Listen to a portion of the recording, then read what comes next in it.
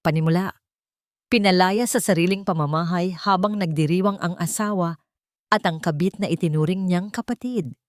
Sa gitna ng malakas na buhos ng ulan na walang awang humahampas sa kanyang balikat, nanginginig si Isadora sa lamig at matinding sakit ng pagtataksil. Mula sa loob ng malaking mansyon, umaalingaw-ngaw ang malupit na tinig ni Marcelo.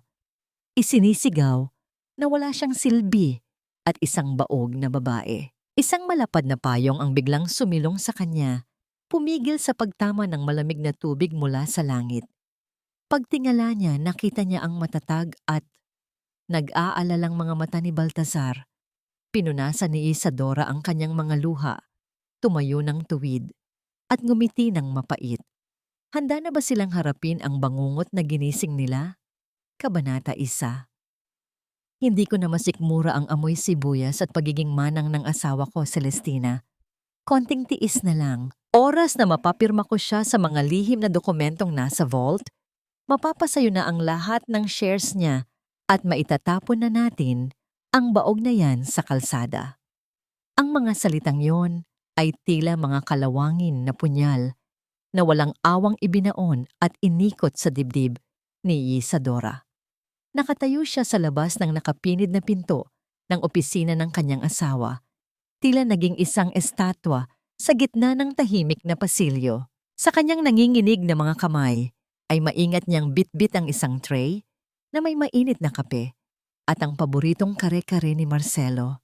Nararamdaman pa niya ang hapdi sa kanyang mga daliri mula sa pagkapaso sa mainit na kaldero kanina. Ngunit binaliwala niya iyon upang makapaghain lamang ng perpektong hapunan para sa lalaking pinagsilbihan niya ng buong katapatan sa loob ng 15 taon. Bago siya umakyat sa ikalawang palapag, pinunasan pa niya ng buong pagmamahal ang alikabok sa kanilang wedding picture frame gamit ang laylayan ng kanyang lumang duster. Ngayon, ang imahe ng masayang kasal na yon ay naging isang malupit na kasinungalingan. Bumalik sa kanyang gunita ang masasakit na salita ng kanyang biyenan na si Doña Carmen kanina lamang sa kusina. Binaliwala ng matanda ang kanyang pagod at tinuya siya ng walang pakundangan. Sinabi nitong sayang lamang ang ipinakakain sa kanya dahil ni isang apo ay wala siyang maibigay. Yumuko lamang si Dora noon at tahimik na lumuha, piniling maging isang martir na asawa, alang-alang sa kapayapaan ng pamilya.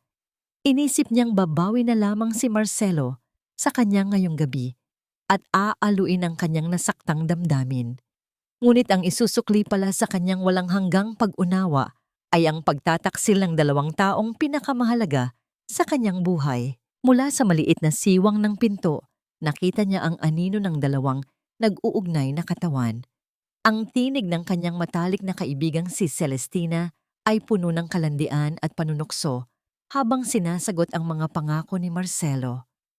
Ito ang babaeng itinuring niyang tunay na kapatid, ang kaibigang pinatuloy niya sa kanilang tahanan at tinulungan noong mga panahong wala itong makain at walang matakbuhan. Ang kabutihan pala niyang ibinigay ng buong puso ay sinuklian ng lason. Ang bawat haplos at salita ng kaibigan ay tila isang matalim na patalim na humihiwa sa kanyang tiwala at kaluluwa. Parang gumuho ang buong mundo ni Dora. Nanginig ang kanyang mga tuhod at tila nawalan ng lakas ang kanyang mga binti. Nanikip ang kanyang lalamunan na parang may makapal na pader na pumipigil sa kanyang paghinga. Walang luhang pumatak mula sa kanyang mga mata dahil ang sakit ay mas matindi pa sa anumang pisikal na sugat. Ibaon niya ng mariin ang kanyang mga kuko sa gilid ng hawak na tray upang hindi ito bumagsak at lumikha ng kaluskos. Namamanhid ang kanyang buong katawan habang ang mga pamilyar na dingding ng mansyon ay biglang naging isang nakakapasong hawla. Ang bawat salitang binibitawan ng 2 sa loob ay unti-unting pumapatay sa inosente at mapagmahal na Isadora. Siya na nagbenta ng lupang pamana ng kanyang mga magulang upang maitayo ang kumpanya ni Marcelo, ngayon ay nakatakdang palayasin ng walang dala. Nakatingin siya sa kawalan habang inaalala ang binanggit ni Celestina tungkol sa isang lihim na dokumento na nakatago na sa vault. Isang papel na magiging katapusan ng lahat ng kanyang pinaghirapan at isinakripisyo. Nakatayo siya sa labas ng pinto, mahigpit na nakahawak sa malamig na busol. Ang lamig ng bakal ay tumagos hanggang sa kanyang naghihingalong puso. Tila ginigising siya mula sa isang mahabang bangungot ng pagiging sunod-sunuran.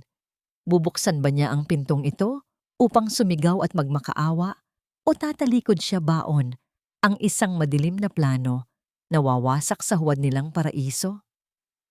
Dahan-dahang bumitaw ang mga nanginginig na daliri ni Isadora mula sa malamig na bakal ng busol. Tinalikuran niya ang pintong nagkukubli sa kanyang pagkawasak at humakbang pabalik sa kusina. Pasan ang bigat ng mundong biglang gumuho. Ilang sandali pa, pumasok si Celestina na may suot na maamong mukha. Walang atubiling idinikit ng babae ang sarili kay Dora. Yumakap ng mahigpit na tila isang tapat na kapatid. Isang pagyakap na nagdala ng halimuyak ng pabango ni Marcelo na nakakapit pa sa balat ng nagtaksil na kaibigan. Pinigilan ni Dora ang pag-urong ng kanyang sikmura habang nakikinig sa mga huwad na hikbi ni Celestina. Nagmamakaawa ito.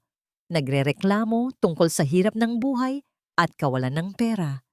Sa bawat luhang pinapatak ng kaibigan, nakikita ni Dora ang anino ng ahas na naghihintay na tuklawin siya.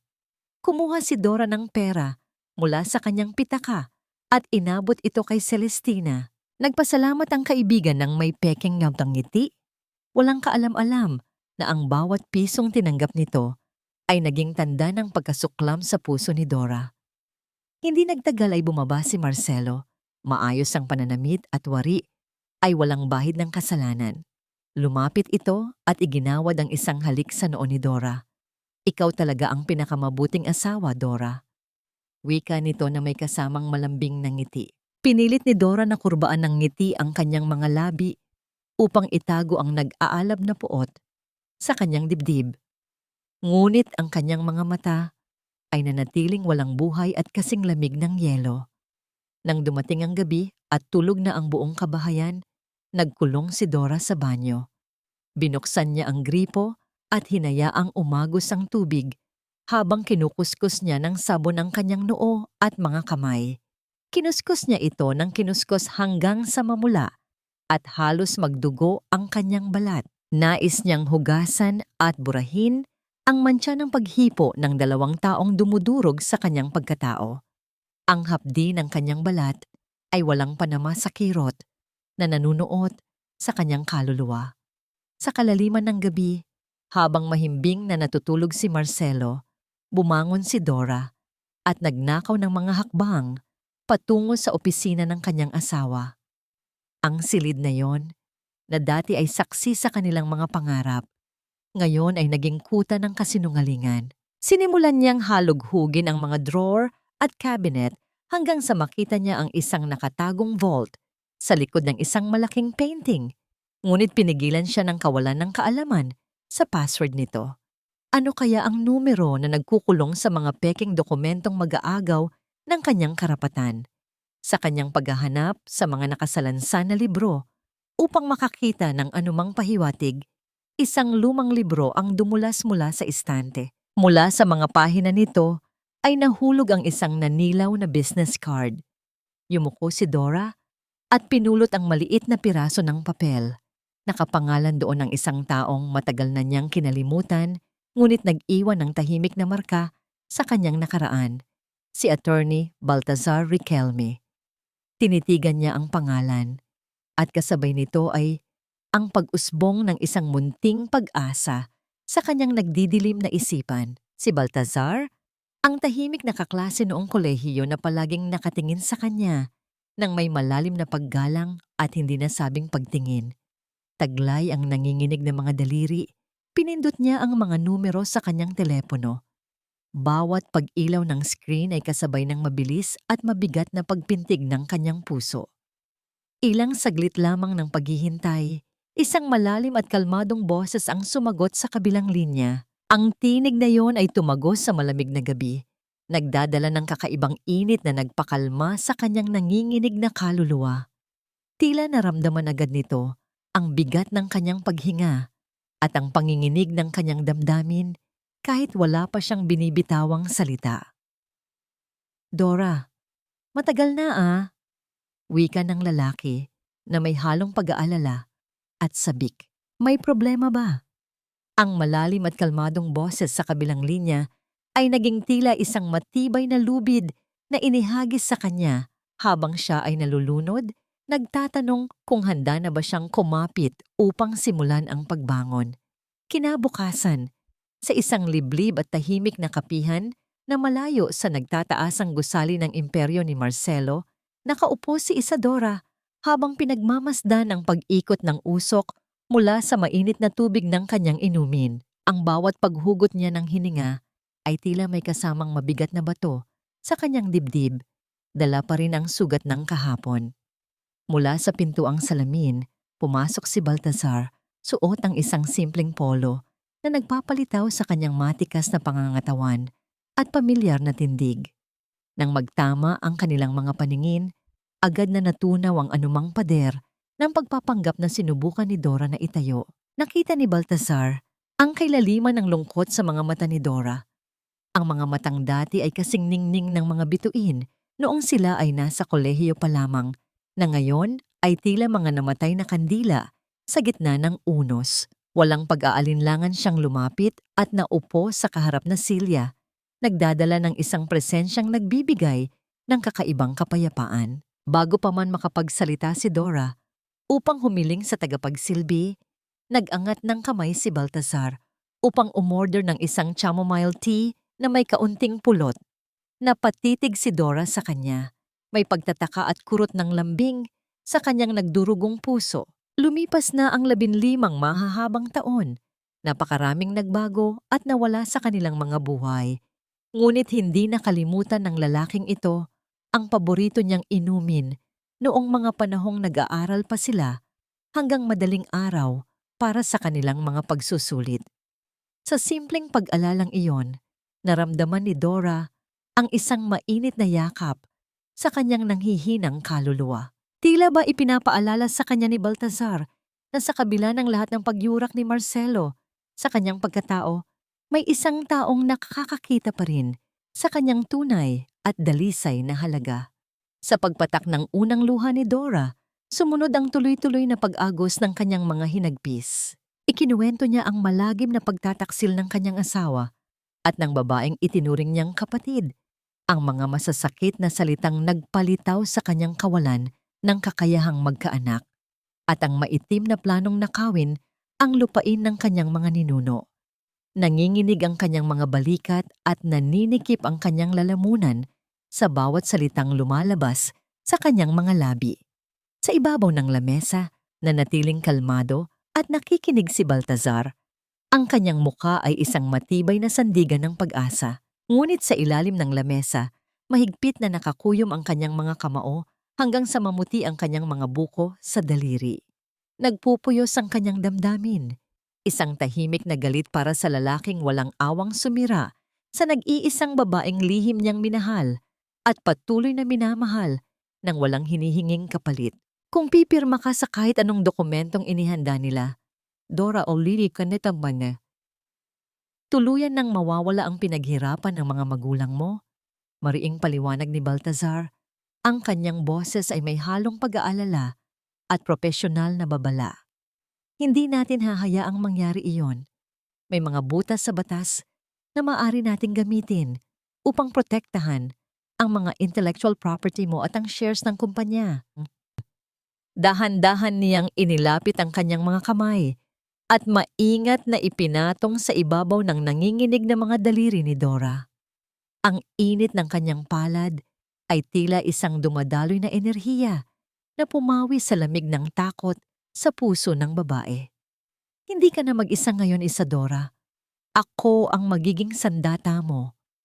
Sa kalapitan nilang yon, sumagi sa isip ni Dora ang isang inosenteng tanong kung bakit ang isang matagumpay at mabuting lalaking tulad ni Baltasar ay hindi kailanman nag-asawa. Mayroon ba itong hinihintay na hindi kailanman dumating? Bago pa man siya makapag-isip ng malalim tungkol sa nakaraan ng lalaking nasa kanyang harapan, isang biglaang pangyayari ang pumutol sa kanilang tahimik na kanlungan. Ang matalim na ilaw mula sa isang sasakyan ay walang pakundangang tumagos sa salamin ng kapihan, direktang tumama sa kanilang lamesa at pansamantalang bumulag sa kanilang mga paningin. Isang itim at pamilyar na sasakyan ang huminto sa mismong tapat ng bintana kung saan sila nakaupo. Unti-unting bumaba ang salamin nito at sa ilalim ng malamlam na liwanag ng poste sa labas, nakita ni Dora ang nanlilisik at mapanuring mga mata ni Marcelo na diretsyong nakatingin sa kanilang dalawa. Ang matalim na tingin ni Marcelo ay tila tumagos sa salamin ng kapihan, diretsyong nakapako kay Isadora at sa lalaking kaharap nito. Bago pa man makapagsalita ang asawa o makitaan ng takot si Dora, mabilis na kumilos si Baltazar. Tumayo ito ng may profesional na tindig, inayos ang kanyang kwelyo at sinalubong ang papasok na si Marcelo na may dalang pekeng ngiti at nakalahad na kamay. Nagpakilala siya bilang isang consultant para sa tax reduction at corporate restructuring na nirekomenda ng isang kakilala para sa Andrada Developments. Ang tensyon sa hangin ay napalitan ng interes sa mukha ni Marcelo nang marinig ang tungkol sa pagpapababa ng buwis. Minaliit nito si Baltasar sa pamamagitan ng pagyayabang tungkol sa kanyang yaman at impluensya, habang si Dora ay nanatiling tahimik, pinipigilan ang panginginig ng kanyang mga tuhod sa ilalim ng mesa. Ang bawat mapagmataas na salita ni Marcelo ay tinatapatan lamang ni Baltasar ng matatalas at matatalinong sagot na nagkubli sa kanyang tunay na layunin, ang protektahan ang babaeng nasa tabi niya. Nang makauwi sa mansyon, sinalubong si Dora ng isang panibagong pasakit. Naroon na ang kanyang biyena na si Doña Carmen, nakaupo sa kabisera na tila siya na ang bagong may-ari ng bahay. Dala nito ang kanyang mga maleta. Nagpa siyang manirahan doon upang bantayan daw ang kilos ni Dora at siguraduhing maayos ang pamamalakad sa bahay habang abala ang kanyang anak. Ang presensya ng matanda ay lalong nagpabigat sa kapaligiran na tila ba unti-unting nauubos ang hangin sa bawat sulok ng bahay. Pagpatak ng gabi, sa gitna ng hapunan, inilapag ni Doña Carmen ang isang makapal na dokumento sa harap ni Dora. Isa itong routine document daw para sa kumpanya na kailangan ng agarang pirma. Ngunit nang basahin ito ni Dora, nakita niya ang mga salitang nagkukumpirma ng paglilipat ng kanyang natitirang shares patungo sa pangalan ni Celestina. Nanikip ang dibdib ni Dora. Alam niyang kapag hindi siya pumirma, magwawala ang kanyang asawa at biyenan. Ngunit kapag pumirma siya, mawawalan siya ng sandata. Kailangan niya ng paraan upang makatakas sa sitwasyon nang hindi naghihinala ang mga ito. Habang hawak ang mangkok ng mainit na sabaw, umarte si Dora na inatake ng matinding hilo. Ipinikit niya ang kanyang mga mata at kunwaring nawalan ng balanse. Ang mangkok ay dumulas mula sa kanyang mga kamay at ang mainit na likido ay tumapon ng diretso sa ibabaw ng mga dokumento bago ito bumagsak sa sahig. Ang pagbasag ng porselana ay lumikha ng isang matinis na ingay na bumasag sa katahimikan ng hapagkainan. Naluso ang tinta sa papel at naging basa at gusgusin ang mga pahina habang kumalat ang sabaw sa mamahaling mantel. Sumiklab ang galit ni Marcelo. Hinablot nito ang braso ni Dora at kinaladkad siya papasok sa kanilang kwarto. Malayo sa paningin ng mga katulong, ngunit rinig na rinig pa rin ang kanyang mga mura. Sa loob ng silid, isang mabigat na palad ang dumapo sa pisngi ni Dora. Walang tunog na lumabas mula sa bibig ni Dora. Tanging ang pamamanhid ng kanyang pisngi at ang ugong sa kanyang tainga ang nagpatunay sa karahasan. Tinalikuran siya ni Marcelo na may babalang ayusin niya ang kanyang katangahan bago ito lumabas ng pinto. Iniwan siyang nakalugmok sa sahig. Ngunit sa halip na umiyak, dahan-dahang tumayo si Dora. Ang hapdi sa kanyang mukha ay naging apoy na nagpatigas sa kanyang loob. Lumuhod siya upang pulutin ang mga nagkalat na bubog ng nabasag na plato na dinala niya sa kwarto kanina. Maingat niyang pinulot ang bawat matalim na piraso Tila ba pinupulot niya ang mga pira-pirasong bahagi ng kanyang sarili na dinurog ng kanyang asawa. Ang bawat bubog ay matalim, at sa paghawak niya rito, napagtanto niyang kailangan na rin niyang maging matalim upang mabuhay. Habang inaayos niya ang kalat, narinig niya mula sa kabilang kwarto ang boses ni Doña Carmen na may kausap sa telepono. Ang tono ng matanda ay balisa at nagtatanong tungkol sa doktor ni Celestina. Tila may impormasyong hindi tugma sa kanilang mga plano.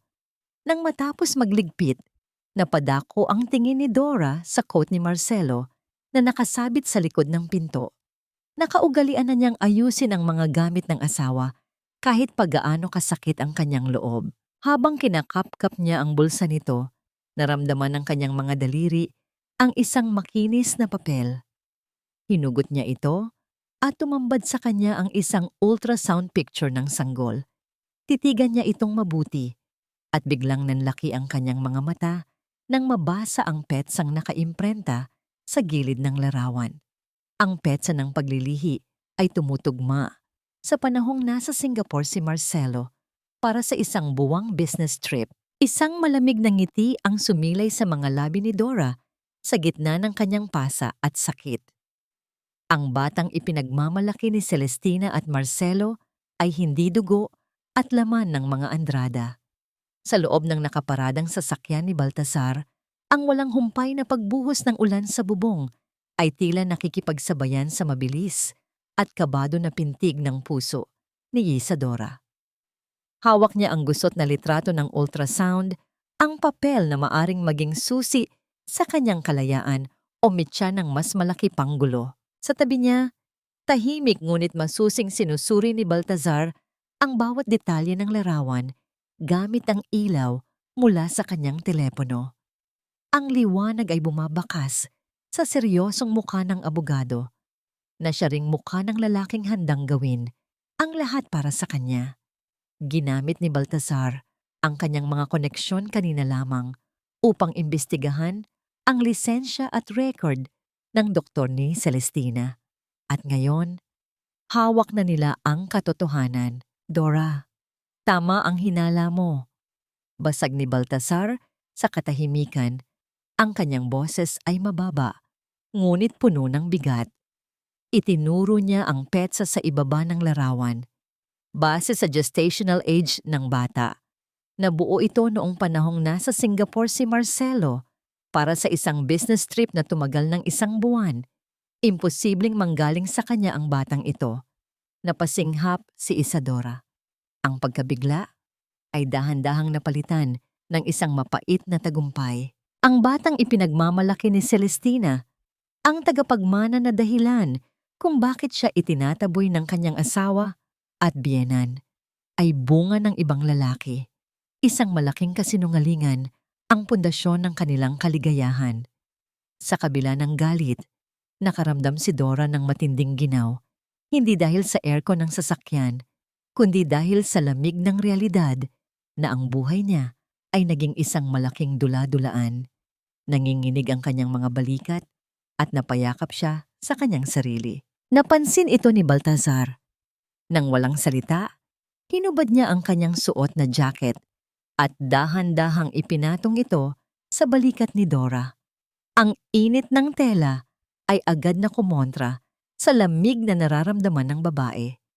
Nalanghap ni Dora ang pamilyar na amoy ni Baltazar, ang pinaghalong amoy ng ulan, ng malinis na opisina, at ng isang mamahaling pabango na may halong musk na nagpapakalma sa kanyang diwa. Sa loob ng masikip na sasakyan, habang ang mundo sa labas ay binabagyo, naramdaman ni Dora ang isang uri ng kapanatagan na matagal na niyang hindi nararadalin. Nagtama ang kanilang mga paningin. Sa mga matang yon ni Baltazar, hindi nakita ni Dora ang awa, kundi ang isang malalim na paghanga at pagnanais na protektahan siya. Sa sandaling iyon, tila tumigil ang oras. Walang nangahas na magsalita o gumalaw. Ngunit ang kanilang mga puso ay nag-uusap sa isang lengguwaheng sila lamang ang nakakaintindi. Ang dating manhid na puso ni Dora ay muling tumibok, hindi dahil sa takot, kundi dahil sa isang emosyon na akala niya ay patay na. Ang kilig ng pagiging mahalaga sa paningin ng ibang tao. Huwag kang mag-alala, bulong ni Baltazar. Ang kanyang tinig ay malambot pa sa seda. Hahayaan nating sila mismo ang sumira sa sarili nila. Nasa atin ang alas. Kinailangan ng umuwi ni Dora bago pa mahalata ang kanyang pagkawala. Baon ng lakas ng loob na ibinigay ni Baltazar, pumasok siya sa mansyon. Ngunit ang kapayapaang naramdaman niya kanina ay agad na binasag ng eksenang bumungad sa kanya sa sala. Nadatnan niya si Celestina na nakahilata sa sofa. Hinihimas ang kanyang tiyan na tila siya ang reyna ng tahanan.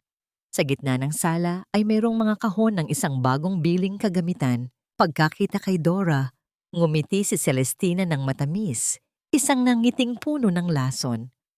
"Oh, nandyan ka na pala, Dora." Wika nito na parang nag-uutos sa isang katulong. Dumating na ang delivery ng crib para sa magiging anak namin ni Marcelo. Since wala ka namang ginagawa at sanay ka naman sa mga gawaing bahay, pwede bang ikaw na ang mag-assemble niyan? Gusto ko sanang makita kung bagay sa kwarto namin. Ang kapal ng mukha ng babaeng ito ay tila wala ng hangganan. Gusto niyang isigaw na alam na niya ang totoo, na ang batang iyon ay bastardo at hindi kadugo ng mga Andrada. Ngunit naalala niya ang plano. Kailangan niyang magtimpi. Kailangan niyang lunukin ang apdo upang mas maging matamis ang kanyang paghihiganti sa huli. Tumango lamang si Dora at lumapit sa mga kahon. Sinimulan niyang buksan ang mga ito habang pinapanood siya ni Celestina na may mapang-uring tingin. Habang pinagdurugtong ni Dora ang mga kahoy ng kuna, ang bawat pihit ng turnilyo ay kasabay ng paghigpit ng kanyang desisyon na wasakin ang mga taong ito. Nang mabuo ang kuna, inilagay ni Celestina ang isang musical mobile sa itaas nito at pinaandar. Umikot ang mga laruang nakasabit at tumugtog ang isang pambatang himig. Ang masayang tunog ng musika ay umalingaw-ngaw sa tahimik na sala, ngunit sa pandinig ni Dora, ito ay tunog ng isang nakakabinging insulto na humahamon sa kanyang pagtitimpi. Habang nakaluhod sa malamig na sahig at pinihit ang bawat tornilyo ng kuna, naramdaman ni Isadora ang mapang-uring titig ni Celestina na nakaupo ng komportable sa malambot na sofa. Ang tunog ng umiikot na musical mobile sa ibabaw ng kuna ay tila isang nakakabinging orasyon na sumasabay sa mabigat na pintig ng puso ni Dora. Sa wakas, binasag ni Celestina ang katahimikan gamit ang isang boses na nagkukunwaring biktima, puno ng hinanakit na matagal na palang kinikimkim. Sinumbatan niya si Dora tungkol sa nakaraan, noong panahong naghihingalo ang kanyang ina, at si Dora ang nagbayad ng lahat ng gastusin sa ospital. Sa halip na pasasalamat, lason ang lumabas sa bibig ng kaibigan. Ayon kay Celestina, ang tulong na yon ay hindi pagmamalasakit, kundi isang paraan upang ipamukha sa kanya na isa siyang pulubi na kailangan niyang yumuko at halikan ang mga paa ni Dora. Ginamit niya ang baluktot na katwirang ito upang bigyang katwiran ang kanyang pagtataksil. Nakarapatan niyang bawiin ang kaligayahan ni Dora bilang kabayaran sa kahihiyang dinanas niya noon. Hindi nakasagot si Dora. Ang kanyang mga kamay ay patuloy sa paghigpit ng mga bakal, ngunit ang kanyang isipan ay puno ng pandidiri. Ang utang na loob na ibinigay niya ng buong puso ay ginawang sandata upang saksakin siya patalikod. Sa puntong iyon, pumasok si Doña Carmen dala ang isang plato ng hiwang prutas para kay Celestina. Nilampasan lamang ng matanda si Dora na parang hangin at dumiretso sa kabit ng kanyang anak. Puno ng paghanga ang boses ng Donya habang pinupuri ang pagiging mataba ng matris ni Celestina. Na kesyo ito ang tunay na babae dahil kaya nitong magbigay ng tagapagmana, hindi tulad ng tuyot na lupa na si Dora. Ang bawat halakhak nilang dalawa ay tila hagupit ng latigo sa likod ni Dora. Ngunit nanatili siyang tahimik, tinatanggap ang mga insulto bilang panggatong sa kanyang nag-aalab na determinasyon. Sa gitna ng kanyang paggawa, dumulas ang hawak niyang distornilyador at tumama ito nang madiin sa kanyang hintuturo. Bumaon ang matalim na bakal sa kanyang balat at agad na umagos ang mapulang dugo. Naramdaman ni Dora ang matinding hapdi, ngunit hindi siya dumaing o gumawa ng anumang ingay na magpapakita ng kanyang kahinaan. Tinitigan niya ang dugong tumutulo mula sa kanyang daliri, kulay pula, mainit at puno ng buhay. Sa isang mabilis na galaw na hindi napansin ng dalawang nagbubulungan sa sofa, ipinahid ni Dora ang kanyang dugo sa ilalim na bahagi ng kahoy ng kuna. Ito ay hindi lamang mantsa. Ito ay isang sumpa, isang tahimik na panalangin na ang pundasyon ng pamilyang ito na itinayo sa kasinungalingan at pagtataksil ay hindi kailanman magiging matibay at babagsak din sa takdang panahon. Maya-maya pa ay dumating si Marcelo, dala ang isang bagong kopya ng dokumentong nasira ni Dora noong nakaraan. Walang sabi-sabing ibinagsak niya ang makapal na papel sa harap ni Dora, kasabay ng isang mariing banta na yumanig sa buong pagkatao ng asawa. Huwag mo nang subukang gumawa ng eksena o magkunwaring nahihilo ulit, Isadora. Kapag hindi mo ito pinirmahan ngayon din, ipapa-freeze ko ang lahat ng bank accounts mo.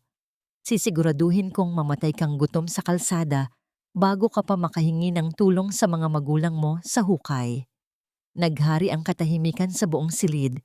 Tiningnan ni Dora ang dokumento, ang papel na magtatanggal sa kanya ng karapatan sa kumpanyang itinayo, gamit ang dugo at pawis ng kanyang pamilya. Sa kanyang isipan, narinig niya ang boses ni Baltasar, ang plano nilang binuo sa dilim. Dahan-dahan niyang inabot ang pluma mula sa kamay ni Marcelo. Nanginginig ang kanyang kamay, hindi dahil sa takot, kundi sa pagpipigil ng galit. Inilapat niya ang dulo ng panulat sa papel. Sa ilalim ng mapagmatyag na mata ng kanyang asawa at kabit, pumirma si Dora. Ngunit sa isang mabilis at halos hindi mapapansing galaw ng pulso, binago niya ang kurba ng kanyang letrang buy at ang diin ng kanyang apelido. Sa mata ng batas, ang pirma ay peke at walang bisa. Ngunit sa mata ng mga ganid na kaharap niya, ito ay ang susi sa kanilang tagumpay. Kinuha agad ni Marcelo ang papel at ngumiti ng mapagmalaki, tila isang haring nanalo sa digmaan. Habang nagdiriwang ang mga ito, tahimik na tumalikod si Dora at naglakad palayo. Sa kanyang bulsa, umilaw ang kanyang telepono nang walang tunog. Isang mensahe mula kay Baltasar ang bumungad sa screen. Handa na ang phase 2. Napahigpit ang hawak ni Dora sa telepono. Ang laro ay nagsisimula pa lamang. Bago pa man siya tuluyang makalabas ng sala, muling nagsalita si Marcelo. Ang boses nito ay puno ng yabang habang inaabot ang isang sobrang may gintong tatak kay Celestina. Maghanda kayo. Anunsyo nito na may kislap sa mata. Sa darating na linggo, sa ating 15 anibersaryo, magpapatawag ako ng pinakamalaking piging sa Iloilo. Doon ko formal na ipapakilala ang aking bagong business partner at ang ina ng aking tagapagmana. Tiningnan niya si Dora nang may panghahamak. At ikaw, Dora, inaasahan kong nandoon ka upang saksihan ang simula ng bagong Andrada Developments. Ang mga letrang ginto sa imbitasyon ay kumislap sa ilalim ng ilaw ng chandelier. Tila nang aasar at nagahamon. Hindi nila alam. Ang gabing iyon ang magiging entablado ng kanilang sariling pagbagsak. Sa loob ng tahimik at malamig na opisina ni Baltasar, ang tanging maririnig ay ang mahinang ugong ng aircon at ang paminsan-minsang paglilipat ng mga pahina ng papel. Malalim na ang gabi at ang buwan ay mataas na sa kalangitan. Sumisilip sa bintana, tila isang piping saksi sa kanilang paghahanda. Nakatambak sa malaking mesa ang mga lumang blueprints, mga orihinal na disenyo na iginuhit pa ni Isadora noong nagsisimula pa lamang ang Andrada Developments. Ang amoy ng lumang papel at tinta ay nagdala sa kanya pabalik sa mga panahong puno siya ng pangarap, mga pangarap na ninakaw at inangkin ng kanyang asawa. Ngunit ngayon, sa tulong ni Baltasar, ang mga papel na ito ay magiging matibay na pader na dudurog sa kasinungalingan ni Marcelo. Dahil sa bigat ng emosyon at pagod ng katawan, mula sa sunod-sunod na araw ng pagpapanggap at pighati, unti-unting bumigat ang mga talukap ng mata ni Dora. Hindi niya namalayan ang pagbagsak ng kanyang ulo sa sandalan ng malambot na sofa sa sulok ng opisina. Ang kanyang paghinga ay naging malalim at payapa. Isang pansamantalang pagtakas mula sa magulong mundo na kanyang ginagalawan. Itinigil ni Baltazar ang kanyang ginagawa nang mapansing tahimik na ang paligid. Ibinaba niya ang hawak na dokumento at dahan-dahang lumapit sa natutulog na si Dora. Pinagmasdan niya ang maamong mukha ng babae, ang babaeng minahal niya sa katahimikan noong kolehiyo, at ang babaeng handa niyang ipaglaban ngayon hanggang sa huli. Nakita niya ang mga linya ng pag-aalala sa noo nito kahit sa pagtulog at ang bahagyang panginginig ng mga pilikmata nito. Sa sobrang awa at pagmamahal, dahan-dahang inalis ni Baltazar ang kanyang salamin upang hindi ito makagambala. Iniangat niya ang kanyang kamay at maingat na inalis ang ilang hibla ng buhok na tumatakip sa mukha ni Dora. Isinukbit ito sa likod ng tainga ng dalaga. "Patawarin mo ako kung naging duwag ako noon, Dora," bulong ni Baltazar. Ang kanyang tinig ay halos hangin lamang na humahalik sa pisngi ng babae. "Akala ko ay magiging masaya ka sa kanya. Pero pangako, hinding-hindi na kita hahayaang masaktan muli. Ikaw ang pangarap na hindi ko kailanman binitawan." Sa ilalim ng kanyang diwa, narinig ni Dora ang malabong bulong na iyon. Naramdaman niya ang init ng palad ni Baltazar na malapit sa kanyang mukha. Isang init na hindi mapangangkin, kundi mapagkalinga. Nagising ang isang bahagi ng kanyang puso na matagal nang natutulog. Sa kanyang pag-idlip, naramdaman niya ang kilig.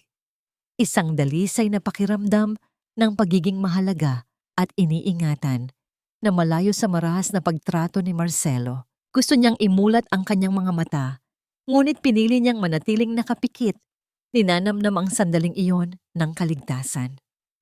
Kinabukasan, habang nag-aayos sa bill sila ng mga huling ebidensya, isang tawag ang nagpabago sa timpla ng umaga. Hawak na ni Baltazar ang resulta ng DNA test. Ang ama ng ipinagbubuntis ni Celestina ay hindi si Marcelo, kundi ang dati nitong kasintahan, isang kilalang sugarol na baon sa utang at nagtatago sa mga awtoridad. Nagkatinginan sina Dora at Baltazar. Ang alas na ito ay sapat na upang wasakin ang kredibilidad ni Celestina at ang ego ni Marcelo sa isang iglap. Ngunit hindi pa natatapos ang mga revelasyon. Sa pagrerepaso ni Baltazar sa mga bank records ng kumpanya, napansin niya ang isang kahina-hinalang paggalaw ng pera.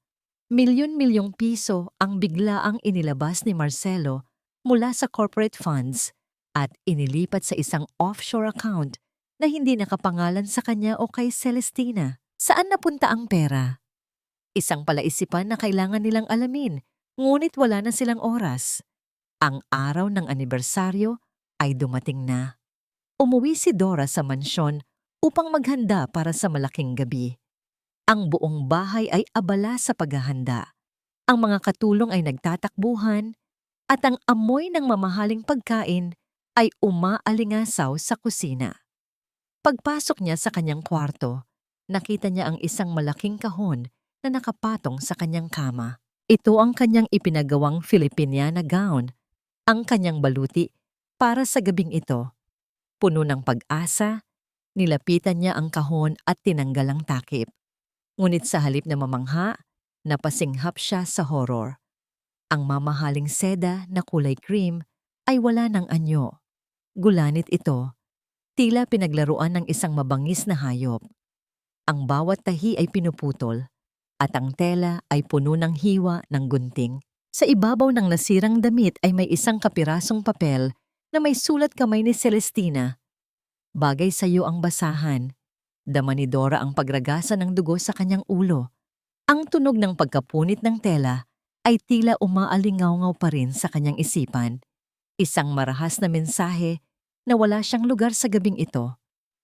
Hinawakan niya ang gulanit na damit at sa halip na umiyak, humigpit ang kanyang hawak dito hanggang sa mamuti ang kanyang mga kamao. Bumukas ang pinto ng kwarto at pumasok si Celestina. Suot niya ang isang mamahaling puting bestida na lalong nagpapalitaw sa kanyang lumalaking tiyan. Ang ngiti sa kanyang mga labi ay kasing tamis ng pulot, ngunit ang mga mata niya ay kasing lamig ng kamandag. Habang tinitingnan ang wasak na gown sa mga kamay ni Dora, nagkunwari siyang walang alam. Nagtatanong kung ano ang nangyari sa damit na pinaghirapan daw ni Marcelo na ipagawa. Ang bawat salita niya ay isang malupit na sampal sa nagtitimping pagkatao ni Dora. Sunod na pumasok si Doña Carmen, ang muka ay puno ng pang-aalipusta. Sinabi nitong magsuot na lamang si Dora ng basahan dahil iyon naman daw ang nararapat sa isang katulong na asawang walang naidulot kundi kamalasan. Sa huli, pumasok si Marcelo. Walang bakas ng awa sa kanyang mga mata. Tinutukan niya ng daliri si Dora at nag-iwan ng isang huling babala. Sinabi niyang huwag na huwag siyang ipapahiya ngayong gabi. Kung gagawa siya ng kahit anong eksena, ipapasok niya ito sa isang mental hospital kung saan hindi na niya masisilayan pa ang araw. Pagkasabi nito, tumalikod na silang tatlo. Iniwan si Dora sa gitna ng kanyang pagkawasak. Nagkulong si Dora sa kanyang silid.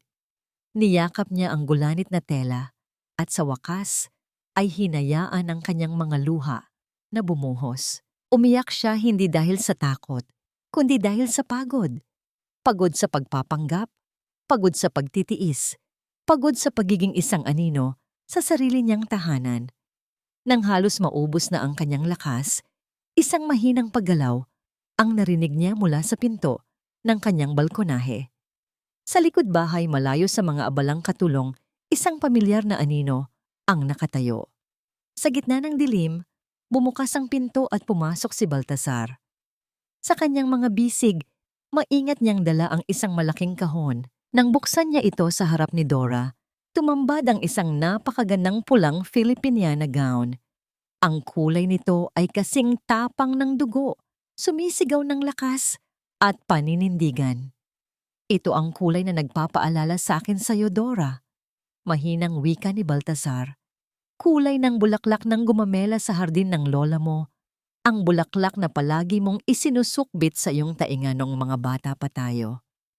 Pinunasan ni Dora ang kanyang mga luha. Sa simpleng alaalang iyon, naalala niya kung sino siya bago pa man dumating si Marcelo, isang babaeng puno ng pangarap, sigla at kulay. Hinawakan ni Baltasar ang kanyang malamig na mga kamay. Huwag kang matakot. Bulong nito. Ang kanyang boses ay tila isang mainit na kumot na bumabalot sa nanginginig niyang puso. Ngayong gabi, hindi ka martir. Ikaw ang reyna. Puno ng panibagong lakas, tumayo si Dora at nag-ayos ng sarili. Isinuot niya ang pulang damit na tila perpektong hinulma para sa kanya. Tumayo siya sa harap ng salamin. Ang babaeng nakatingin pabalik sa kanya ay hindi na ang kawawang Isadora.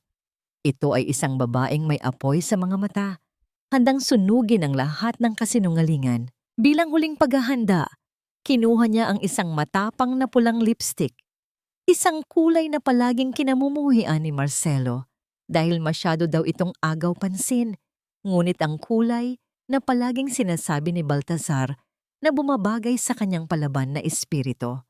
Sa bawat pagpahid niya, sa kanyang mga labi, parang naglalagay siya ng pintura para sa digmaan. Bumaba siya ng hagdan at sinalubong ang gulat ng mga mata nina Marcelo, Celestina at Doña Carmen. Walang salitang lumabas sa kanilang mga bibig habang nilalampasan niya sila at lumabas ng pinto, patungo sa naghihintay na sasakyan. Pagdating niya sa engranding hotel, ang pagbaba niya mula sa sasakyan ay tila isang eksena sa pelikula. Ang magkakasunod na pag-ilaw ng mga kamera mula sa mga paparazzi ay tila mga kulog na nagbabadya ng isang malakas na bagyo. Nakatingin sa kanya ang lahat. Mula sa entrance, napatanga sa gulat sina Marcelo at Celestina. Ang babaeng inaakala nilang Nadurog na nila ay bumangon mula sa abo. Mas nagniningning at mas mapanganib kaysa dati. Ang reyna ay dumating na upang bawiin ang kanyang kaharian. Ang engrandeng bulwagan ng hotel ay puno ng mga kilalang personalidad mula sa Iloilo. Ang hangin ay amoy ng mamahaling pabango at masasarap na pagkain. Ang mahinang kalansingan ng mga kopita ng alak at ang malamyos na musika mula sa isang string quartet ay lumilikha ng isang perpektong larawan ng karangyaan at tagumpay. Sa gitna ng lahat, tumayo si Marcelo sa entablado. Ang kanyang mukha ay naliligo sa liwanag ng spotlight. Ang kanyang boses ay umaalingaw-ngaw sa buong silid, puno ng pagmamalaki. Nagsimula siya sa isang talumpating puno ng kasinungalingan. Pinupuri ang kanyang 15 taon ng walang kapagurang pagtatrabaho at pinasasalamatan ng kanyang tapat at maunawaing asawa na si Sadra. Nang banggitin ang kanyang pangalan, tumingin ang lahat kay Dora na tahimik na nakaupo sa isang mesa sa sulok. Ngumiti lamang siya. Isang ngiting hindi umabot sa kanyang mga mata. Matapos ang ilang sandali ng pagbabalat kayo, nagbago ang tono ni Marcelo. At ngayon, wika niya na may dramatikong paghinto. Nais kong ipakilala sa inyo ang kinabukasan ng Andrada Developments, isang babaeng may pambihirang talino at puso para sa negosyo. Ang aking bagong business partner, Miss Celestina Moralde. Naglakad paakyat ng entablado si Celestina.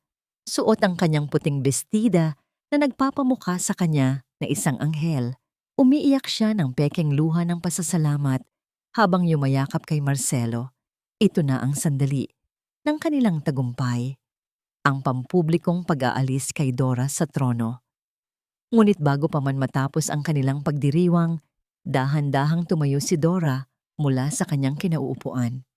Sa ilalim ng nagtatakang tingin ng lahat, lumakad siya patungo sa entablado na may tindig ng isang reyna. Ang kanyang pulang kasuotan ay tila apoy na gumagapang sa gitna ng malamlam na ilaw. Sa sobrang lakas ng kanyang presensya, ang buong bulwagan ay biglang nanlamig at natahimik. Maging ang mga musikero ay napahinto sa pagtugtog. "Congratulations sa inyong dalawa!" Ang kalmado ngunit matalas na boses ni Dora ang bumasag sa katahimikan. Tiningnan niya si Marcelo at Celestina ng diretso sa mata. Pagkatapos, lumingon siya sa technician sa likod ng entablado at tumango. Isang senyas na sapat na upang simulan ang pagguho ng kanilang mundo. Sa malaking screen sa likod nila, sa halip na isang masayang slideshow ng kanilang pagsasama, lumabas ang isang split screen na imahe. Sa kaliwa ay ang pekeng dokumentong pinirmahan ni Dora at sa kanan ay ang opisyal na rehistro mula sa Intellectual Property Office na nagpapatunay na lahat ng mahahalagang disenyo at blueprint ng mga pinakasikat na proyekto ng kumpanya ay nakarehistro sa ilalim ng kanyang pangalan bilang Isadora Quintos. Ang Andrada Developments, paliwanag ni Dora sa mikropono, ay walang halaga kung wala ang aking mga disenyo. Ang papel na hawak ninyo ay kasinungalingan lamang. Isang kolektibong paghinga ng pagkagulat ang narinig mula sa mga panauhin. Sumigaw si Doña Carmen mula sa kanyang kinauupuan upang patigilin si Dora. Ngunit ito ang hudyat na hinihintay ng babae. Tiningnan niya ang kanyang biyenan na may halong awa. Ang imahe sa screen ay muling nagbago. Ngayon, ipinapakita nito ang kopya ng DNA test result. Malinaw na nakasaad na si Marcelo ay hindi ang ama ng dinadala ni Celestina. At bilang huling dagok, lumabas ang litrato ng tunay na ama ng bata, isang kilalang sugarol. Ang mga bulungan ay naging isang malakas na ugong ng iskandalo. Namutla si Marcelo na parang isang patay. Napagtantong naloko siya ng babaeng pinagkatiwalaan niya. Ang kanyang imperyo at pagkalalaki ay nawasak sa isang gabi. Sa gitna ng kaguluhan, isang pamilyar na figura ang lumakad patungo sa entablado. Si Baltasar, suot ang kanyang matikas na suit, ay sinamahan ng 2 unipormadong pulis. Walang emosyon niyang inabot kay Marcelo ang isang warrant of arrest para sa kasong corporate embezzlement, ang pagnanakaw ng milyon-milyong pondo ng kumpanya. Nang hina ang mga tuhod ni Marcelo, si Doña Carmen ay halos himatayin sa matinding kahihiyan, ngunit si Celestina, na naipit sa sulok at wala nang matakbuhan, ay kumilos dala ng purong desperasyon. Ang kanyang mga mata ay nanlilisik, hinahanap ang anumang maaaring gamitin. Dumapo ang kanyang tingin sa isang matalim na kutsilyo na ginamit panghiwa ng cake na nasa lamesa sa gilid ng entablado. Walang pag-aalinlangan, dinampot niya ito. Ang kislap ng matalim na bakal ay sumayaw sa ilalim ng ilaw habang buong bagsik siyang sumugod patungo kay Dora. Ang kislap ng matalim na bakal ay tila kidlat na gumuhit sa hangin. Kasabay ng sigaw ng mga panauhin, ang mundo ni Dora ay bumagal. Nakita niya ang nag-aapoy na desperasyon sa mga mata ni Celestina, isang hayop na nasukol at handang manakmal. Ngunit bago pa man umabot ang talim sa kanyang dibdib, isang matikas na anino ang humarang sa kanya. Mabilis pa sa isang kurap, iniharang ni Baltasar ang kanyang sarili, hinatak si Dora palayo, at sinalo ng kanyang braso ang matalim na galit ni Celestina. Isang manipis na guhit ng dugo ang mabilis na lumitaw sa manggas ng kanyang suit. Ngunit hindi niya ito ininda. Ang atensyon ng lahat ay nabaling sa kaguluhan. Agad na dinaluhong ng mga sekyo si Celestina, pinilipit ang kanyang mga braso at inagaw ang kutsilyo. Bumagsak ang babae sa sahig, ang kanyang pagiging sopistikada ay nawala na. Napalitan ng isang pangit na larawan ng pagkabaliw. Umiyak siya at nagmakaawa. Sinisigawan si Marcelo na tulungan siya. Ngunit ang lahat ng mga mata na nakapaligid sa kanya ay puno na lamang ng pandidiri. Ang anghel ay naging demonyo sa isang iglap. Sa gitna ng kaguluhan, isang figura ang lumuhod sa harap ni Dora. Si Marcelo. Ang kanyang mukha ay basang-basa ng luha. Ang kanyang mga mata ay puno ng pagsusumamo. Hinawakan niya ang laylayan ng pulang damit ni Dora. Tila isang aliping humihingi ng awa sa kanyang reyna. Dora, please, patawarin mo ako. Hikbi nito. Huwag mong itapon ang lahat.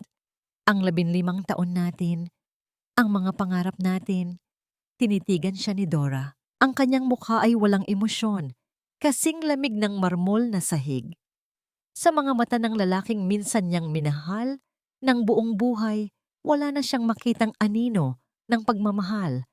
Tanging ang pagkatakot lamang na mawala ang lahat. Ang asawa mo ay pinatay mo noong gabing tawagin mo siyang baog at ipagkanulo sa sarili niyang pamamahay. Ang kanyang boses ay mahina, ngunit matalim, tumatagos hanggang sa buto. Ang nakatayo sa harap mo ngayon ay ang multo ng babaeng sinira mo. At nandito ako upang maningil. Binitiwan ni Marcelo ang kanyang damit na tila napaso. Ang huling sinag ng pag-asa sa kanyang mga mata ay tuluyang namatay, napalitan ng isang madilim at walang katapusang kawalan. Sa di kalayuan, ang katawan ni Doña Carmen ay bumagsak sa sahig. Hindi na kinaya ang matinding kahihihiyan habang ang kanyang mga kaibigang Donya ay isa-isang tumatalikod. Iniiwan siyang mag-isa sa gitna ng kanilang nawasak na pangalan. Tumalikod na si Dora sa nagaganap na trahedya. Nilapitan siya ni Baltasar at dahan-dahang inalalayan palabas ng iyong bulwagan. Sabay silang naglakad, tinatalikuran ang nag-aapoy na imperyo ng kasinungalingan. Paglabas nila ng hotel, sinalubong sila ng malamig na hangin ng gabi. Huminga ng malalim si Dora. Ang hangin ay sariwa at malinis. Tila ito ang unang pagkakataon na nakahinga siya ng maluwag pagkalipas ng 15 taon. Ang bawat paglanghap ay isang paglaya ng kaluluwa. Sumakay sila sa sasakyan. Sa loob ng tahimik na espasyo, doon lamang napansin ni Dora ang sugat sa braso ni Baltasar. Kumuha siya ng panyo at first aid kit mula sa glove compartment. Maingat niyang nilinis ang sugat. Ang bawat banayad na dampi ng bulak ay may kasamang kurot sa kanyang puso. Ang lalaking ito ay hindi nag-atubiling masaktan para sa kanya. Habang ginagamot niya ang braso nito, tumitig si Baltasar sa kanya. Ang kanyang mga mata ay puno ng mga tanong at damdaming matagal nang kinikimkim. Tapos na ang laban, Isadora. Ang mahinang wika nito, ang kanyang boses ay naglalaman ng bigat ng nakaraan at pag-asa para sa hinaharap. Paano na tayo? Ang sikat ng araw ay humahalik sa malawak na lupain ng Valeriana. Ang lupaing minana pa ni Isadora mula sa kanyang mga magulang na muli niyang nabawi mula sa pagtataksil ni Marcelo. Naglakad siya sa gitna ng matataas na damo. Ang bawat hakbang ay tila paghugot ng hininga ng kalayaan. Dati, ang lupang ito ay nakatakdang maging isang mamahaling condominium complex. Isang proyektong idinisenyo niya para sa Andrada Developments. Ngunit ngayon, sa kanyang isipan, hindi na ang kita ang mahalaga. Sa halip, nakikita niya ang isang masiglang komunidad, mga abot kayang bahay para sa mga pamilyang nangangailangan, mga parke kung saan naglalaro ang mga bata, at mga hardin na puno ng buhay. Ito ang kanyang bagong pangarap, isang pangarap na itinayo hindi sa ganid, kundi sa pagmamahal at pag-asa. Lumipas ang mga linggo, opisyal nang naisampa ang kanyang petisyon para sa annulment. Ang balita tungkol sa tuluyang pagkalugi ni Marcelo ay umabot sa kanya kasabay ng pagkakanulo ni Celestina na iniwan ito upang tumakas kasama ang tunay na ama ng kanyang anak. Nang makita ang pagbagsak ng kanyang mga plano, wala nang naramdaman si Dora, kundi isang malalim na kaluwagan. Ang dating sugat ay unti-unting naghilom, nag-iiwan ng pilat na nagsisilbing paalala ng kanyang pinagdaanan, ngunit hindi na nagbibigay ng hapdi. Isang hapon, habang abala si Dora sa pagpaplano, kasama ang mga arkitekto sa site, isang pamilyar na anino ang sumilong sa kanya mula sa init ng araw. Si Baltasar. Dala nito ang kanyang paboritong chamomile tea at ang isang nangiting nagbigay ng init sa kanyang puso. Naupo sila sa ilalim ng isang matandang puno ng mangga. Ang mga ugat nito ay tila matibay na yakap sa lupa, tulad ng pagiging matatag ni Baltasar sa kanyang tabi. Walang salita. Dahan-dahang inabot ni Baltasar ang kamay ni Dora at maingat itong pinisil. Isinandal niya ang kanyang ulo sa balikat ng babae.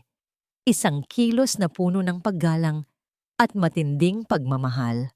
Naramdaman ni Dora ang init ng kanyang hininga, ang banayad na pagdampi ng kanyang pisngi sa kanyang buhok. Ang sandaling iyon ay hindi nagmadali. Puro kapayapaan at dalisay na pag-ibig. Nagbahagi sila ng isang banayad at naghihilom na halik. Isang halik na hindi puno ng pagnanasa, kundi ng pangako. Pangako ng isang panibagong simula, ng isang buhay na itinayo sa tiwala at paggalang. Sa isang maliit na blangkong bahagi ng blueprint ni Dora, kinuha ni Baltasar ang kanyang panulat. Maingat siyang gumuhit ng isang maliit at simpleng bahay, may dalawang malaking puno ng mangga sa gilid. Sa ilalim nito, isinulat niya ang mga salitang, "Bahay natin." Tumingin si Dora kay Baltasar. Ang kanyang mga mata ay nagniningning na tila mga bituin sa kalaliman ng gabi. Ang kanyang puso ay umaapaw sa kaligayahan, isang damdaming matagal nang nawala, ngunit ngayon ay muling nabuhay. 3 taon ang lumipas sa isang iglap.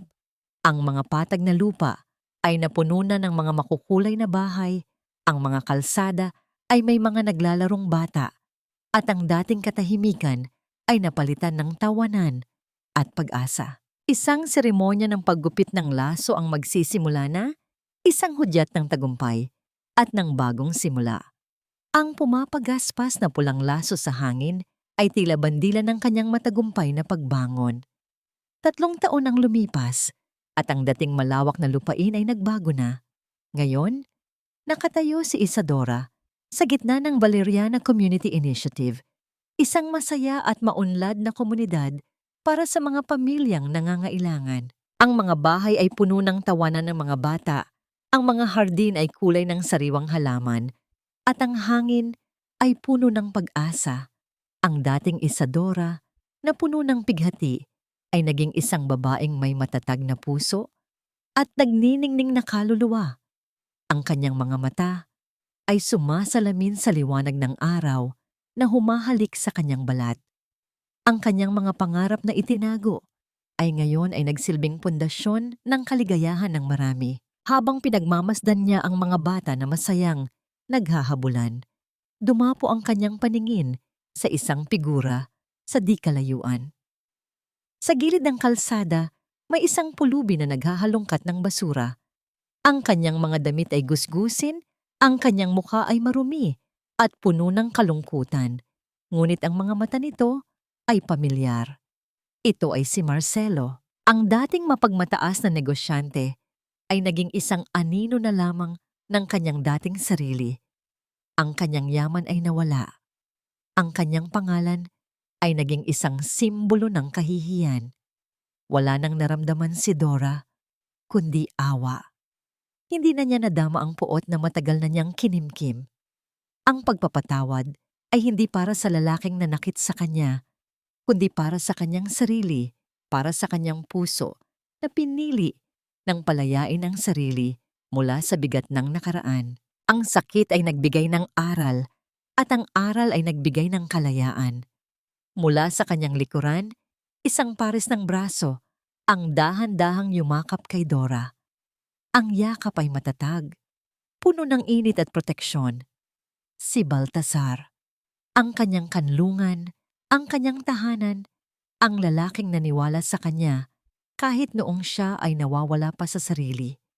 Isinandal ni Dora ang kanyang ulo sa balikat nito habang pinagmamasdan nila ang umuunlad na komunidad. Ang mga pangarap na sabay nilang binuo ay naroon na ngayon, hindi lamang sa papel, kundi sa bawat ngiti ng mga pamilyang nabigyan nila ng bagong pag-asa.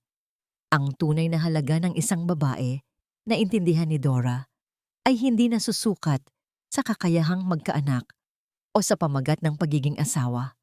Ito ay nasusukat sa tapang na buuin muli ang sarili matapos mawasak, sa paghahanap ng liwanag sa gitna ng dilim, at sa paggamit ng mga sugat upang maging inspirasyon at pagpapala sa iba. Ang pag-ibig sa kanyang paglalakbay ay hindi lamang paghahanap ng kapareha, kundi ang paghahanap ng sarili at ang pagtanggap sa sariling halaga. Ang buhay ay puno ng pagsubok, ngunit sa bawat pagbagsak, may pagkakataon upang bumangon, mas matatag, mas matalino, at mas buo. Sa huli, ang paghilom ay hindi nangangahulugan ng paglimot, kundi ang pagyakap sa mga pilat na nagsasabi ng kwento ng kanyang matagumpay na pagbangon.